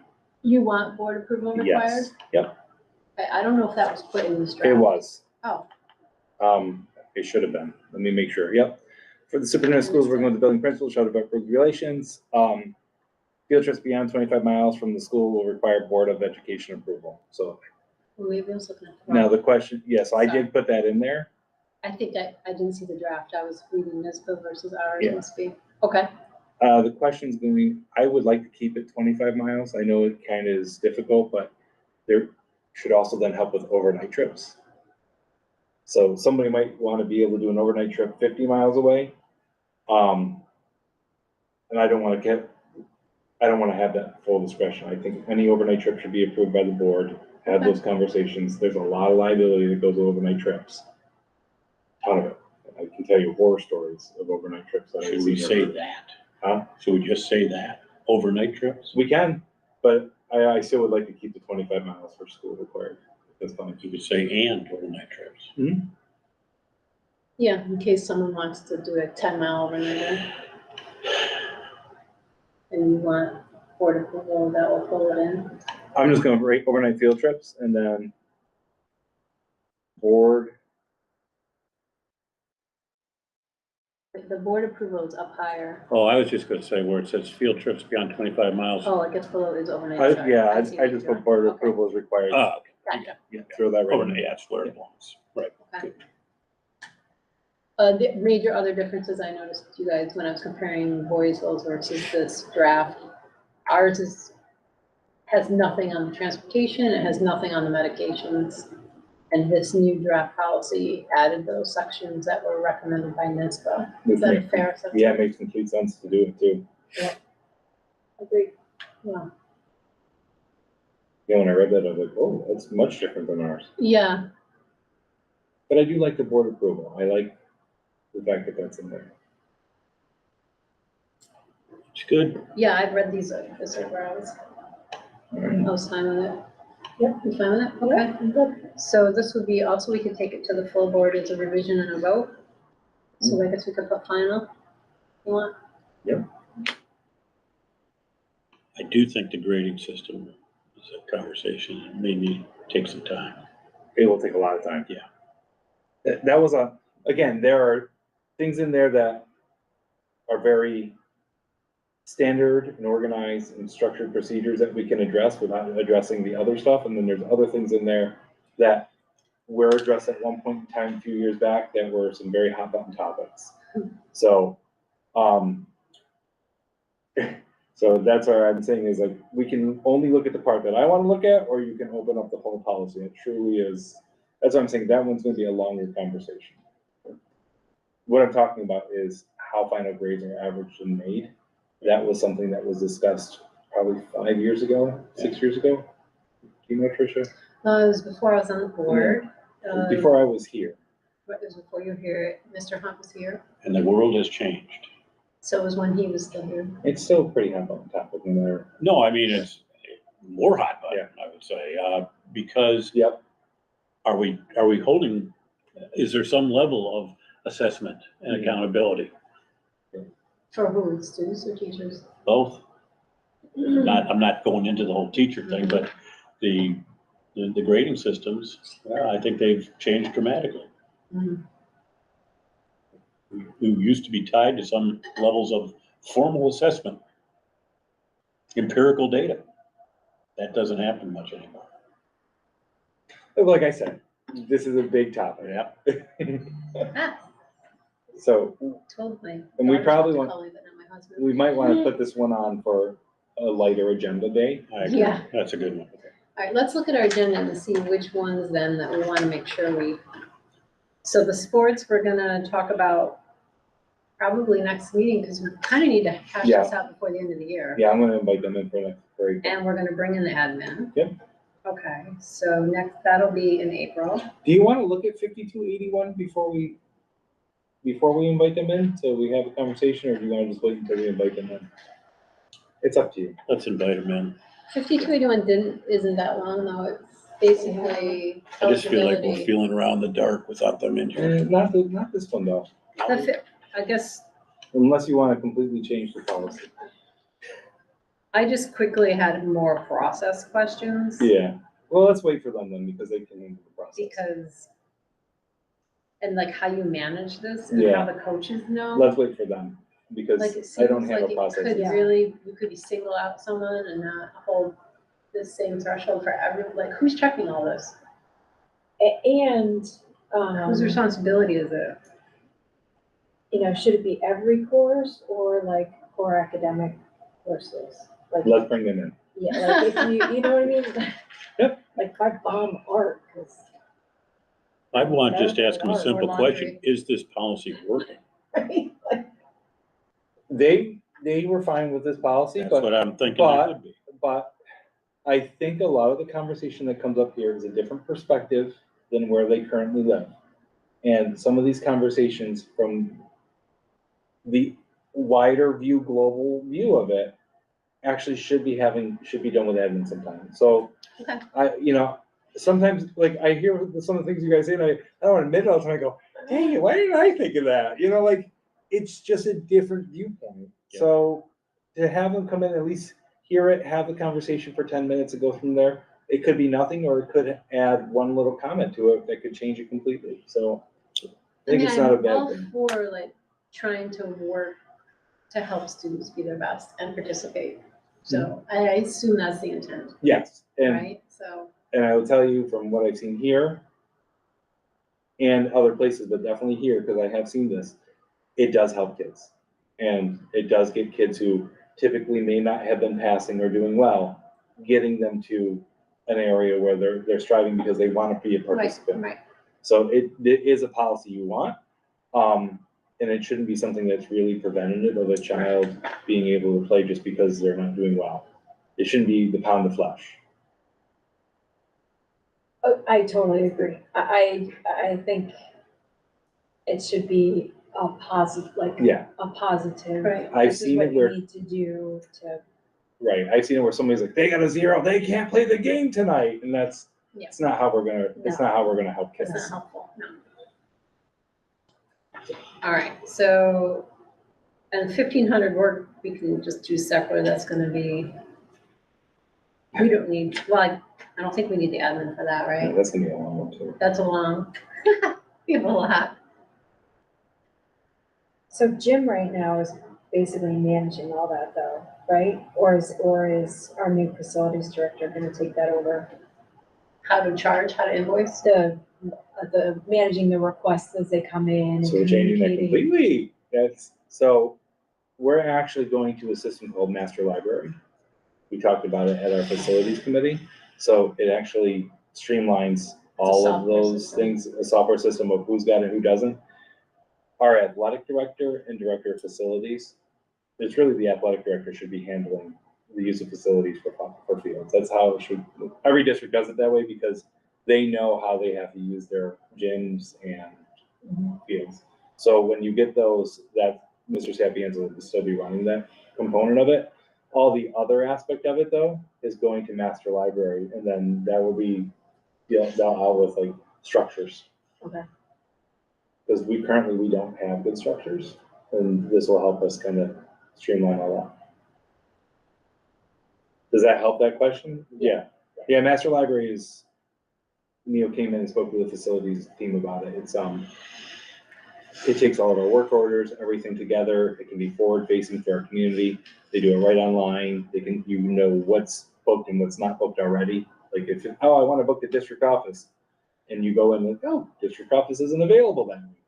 Perfect. So it's already kind of done for people. So it should really help us get to a new area. So I think I have for April, we need to continue with the sports talk. Can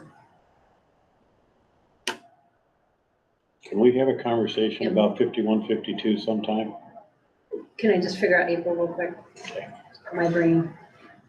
The code of conduct stuff, all of a sudden, like we said, we're gonna start in April, so we have it done by June. That's all down in the future, but now all of a sudden it's Yeah, April. I think we need like Yeah. a 2-hour meeting next meeting. I think so too, unfortunately, or fortunately, if people can. But we do need to start chipping away at code of conduct in April. And I don't think the graduation ceremony thing will take long, but we need to get that before June, I would think. Yeah, that's required. Yeah. So that we should be able to do that next month though, and then April. vote on it in May. Yeah. Oh, right, because it will Well, be we now. don't have it, so it's. It will be now. It's okay. I mean, we haven't had it for years anyways, as long as, to be very honest with you, and, we're following all guidelines and regulations in New York State already. We're not out of compliance. We're not, just but don't have a as long as policy. we're working on the required policy, I think that puts us in the realm of compliance. Okay, Okay. all right, I think I have a good feel for April. Okay, Tim, I'm sorry, I didn't want to cut you off, but. Well, this issue that we voted on at the last meeting had to do with accepting non-resident students who are children of employees. I fully support the policy. I did some homework on it and I sent a list of my findings to all of you. I have it. Oh, no, I gave for everyone else. I'll print it in. Yeah, I saw that. Thanks. You're welcome. Oh my goodness. Get it? This is the information I gathered, contract language, policies, all kinds of information here. And my summary is one that I think I'll just go over and tell you what, there are lots of districts that have a policy or a contract language. We have just policy. We don't have contract language. And I would encourage us to keep it as just policy. That allows children of staff to attend school at a reduced or free tuition rate. There are lots of different styles as to how people become eligible for this benefit. I've listed those in here. The tuition rates that are charged by a district vary from 0% to 100%. And that tuition rate is set forth by the state. We don't have a impact. When a person who is a non-resident but not a staff member, do they pay that non-tuition report rate? Yeah. That's the rate they pay. And is there state aid that is generated on all of these students? There is. Okay. And so the answer for that, just so you know, is, because I asked Jim, that NRP. Yeah. Is made up of the state aid that we don't get. So they incorporate that state aid into it. Right. Yeah. I think our policy is pretty good. There's let me just go through it, and there's one place I think we got to take a look. Many districts are trying to eliminate tuition free. We're not tuition free. Okay? But know that there's districts that have gotten themselves into a place where they are tuition free and they're trying to back out of that. Some of them charge varying rates depending on the grade level, as we do. Some charge one rate for the first child, different rate for the second child. Seems kind of complicated. Some districts have raised the rate from previous years. So some of these policies I've been able to attack, they're going back to like the 60s. Okay. And as of, if an employee is employed before 1976, they get 100%. If it's between 76 and 91, it's something else. And they're getting it to a place where the benefit is being, I guess, reduced, and in some cases being eliminated. Rural districts, not sure if we're in this position, but they're trying to attract students in, trying to attract teachers and retain teachers, and they use this methodology as a benefit to bring people in, and probably works. Some districts that are near capacity often reference a space available criteria, and we do that in our policy. Some districts retain the benefit for employees who were employed before a certain date, but the benefit is either reduced or sunsets for more recent hires. I haven't seen anywhere it's increasing. Okay. Several contracts indicate that the agreement regarding the phasing out of the non-resident staff tuition benefit will not be subject to grievances or arbitration on the contract. Something that was negotiated and said, okay, we're going to phase this out, zip it up. Okay. Non-residents are typically, this may even be legally, responsible for transporting their children between home and school. So if you're a non-resident, you're a non-resident staff member, you, according to these policies that I'm reading and bargaining agreements that I'm reading, that responsibility for transportation is to the parent. It's in our policy. I think that's in our policy. Yeah. Technically, I'm not sure legally. You are that's correct. It is in our required. policy. It is. So we have that. I didn't note that. I'm sorry. I think it would. The one area, I'd have to look. well, it's in most of the ones I read. Yeah. And I think it might even be legally required. It's considered a gift of public funds because you're I think so. transporting outside and not charging for the Yeah. transportation aspect of it. The I've seen one, it in every single policy I've ever read. the one area that I looked, that came up was when a child has special needs. And many of these policies and collective bargaining agreements said the process there for accepting tuition-free students with special needs is carefully addressed. Typically, the staff member or parent must seek to arrange a placement in the preferred school district, let's say Voorheesville, through the Committee on Special Education of the School District of Residence. Responsibility for special education services and all related costs are those of the District of Residence. This can include needs developed after the initial placement, BOCES placements, or any subsequent out-of-district placements. We don't address that, I don't think. So that one, if you read it, is a protection for the school district that takes in the child, That's correct. right? Us. So if somebody's coming into us, Right. we say that other school pays for all of that That's material. right. That's So right. yes, that's a protection for that school district. And that's embedded in a lot of these policies and collective bargaining agreements. Now, I don't want to in any way say that we wouldn't accept a child with special needs, but when we do, there are cost implications and service implications that we don't address in our policy. And by law, we could say that District of Residence, you're responsible for this child's services and for the costs associated with those services. Yes. That's if it goes through CSE though. Through the CSE, yeah. Right, Yeah, well, because if I'm doing a CSE placement, so there's a couple differences aspects. Do you wanna, No, you go first. so if I'm taking my child and I want to bring my child to Gilderland, I have to go through CSE. Like there always has to be an issue. The district will write the IEP, they'll go through it. And I still want to tuition my child to go to Gilderland. Yep. I would then pay that tuition even though we go through CSE. If the parent's requesting a child to go to a placement at another district through CSE, that's a little bit different. So Okay, there are two different ways. that may be, Yeah. but they don't say that the cost will be borne by Voorheesville, for example. I think, I don't know that it needs to be there, because I think it's in the law, right? right, So, I know think what it- you're saying, but I'd want that in the policy. It's clearly in a lot of other policies. I can show you language.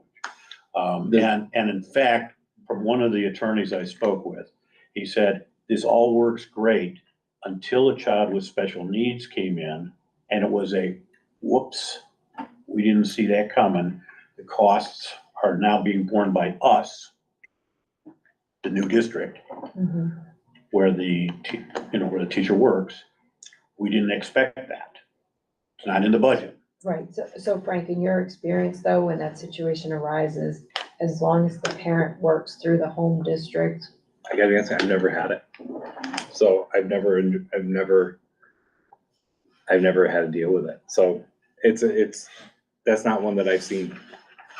I've seen it where we've had other districts, other parents take their child out of district to go to another district and go through CSE. Right. And that district has borne, we've never paid for it. So like, let's say a child is taking somebody through to Gilderland or to Bethlehem, because they're neighbors, right, or Bern.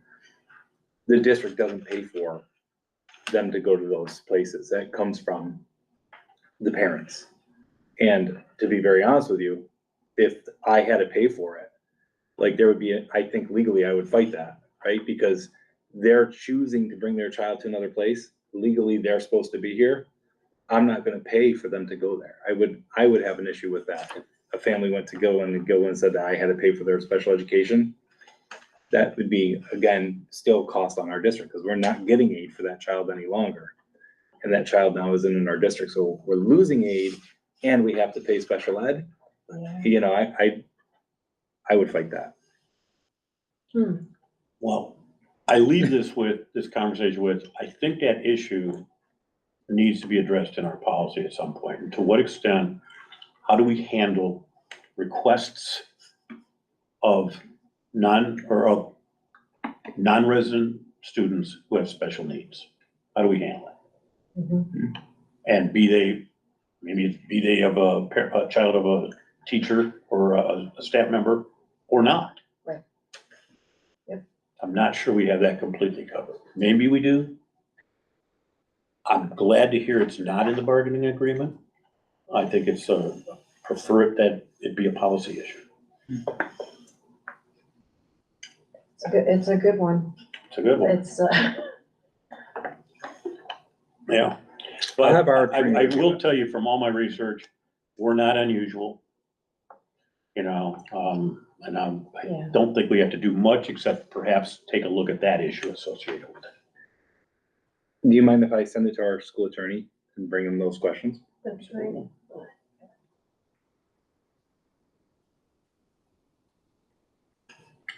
and to Tim's point, you know, it's broader than just teachers bringing their, you know, Right. asking to bring their children into the district. This could come up in a couple different contexts.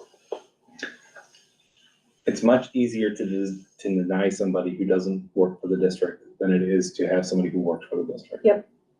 But to your point, let's say Gilderland wants to send somebody here. Right. Right? Like, And Definitely. they're saying I have to pay for it. I'm glad you guys are taking a look at this because I think it's an important issue. I don't think this is a big monumental thing, and I don't know what costs we've incurred to date, but that's the one piece that came out of this. I thought, we better cover ourselves here. I'll bring it to the attorney. Okay. Just jotting notes. I'm paying attention. I don't have an answer. And I appreciate that. Thank you. All right. Anyone got anything else? I'll try to put together what we'll do in April, and maybe we could plan on a 2-hour meeting. What, give me a date. Let me see. All of a sudden, that code of conduct is right in front of us. yeah. It was so far in the future. I know. Let's see. April 18. Yeah, we moved this one, didn't we? April 18, yeah, it's on a Tuesday. Excuse me. for 1 minute. And you then have one on May 3rd as well, or May 10th. I have both I have dates. May 3rd. I have May 3rd and May 10th. I have May 3rd. May 3rd. Not May 10th? No, No, Good. there you go. Where are you trying to go? I don't know. Oh, So what day do we have? Sorry. April 18 and May 3rd. All right. And May 3rd, I think, will be before our May, oh no. May 8th is our board meeting. May 8th is our board meeting, so we have another Couple chance to get, opportunities. yeah. Okay. some policies done. But we're also gonna meet in June, Yes. cause the reorg meeting then hits us with, What do we got June, I got June 7. what day was the meeting in April? Sorry, I just wanted to. April 18th. Thank you, Tax day. I'm on it. Oh, yeah, it is. And we're considering if everyone could just pencil in 2 hours. Yeah. And maybe we'll surprise ourselves. Does that mean start earlier? I don't care, I'm wide open. I can be flexible. I don't know what Frank's or the admin schedule 3:30 is is. fine with me. Would you prefer to start earlier? They could probably start around 3. Well, they could come whenever. Yeah. We could start on other things. If people want to, I'm fine with 3:30. I'm fine with wide 3. open, so Me too. whatever you guys said is fine. I'm fine, yeah. You prefer 3:30 or 2:30? I don't care. I don't care. I don't care. I'm fine, I can change it. You wanna do 3? 2:45, 2, Pick a time. I'm open. You probably have the worst calendar, so Mhm. you So- decide. See, the beauty part though is in 4 weeks in advance, it's not that bad. It usually gets worse. Ah, Like a week in advance, good luck trying to get me. So I'm good. We can, if you guys wanna do like 2:30 to 4:30, sure. So 2:30? 2:30, 4:30? Okay.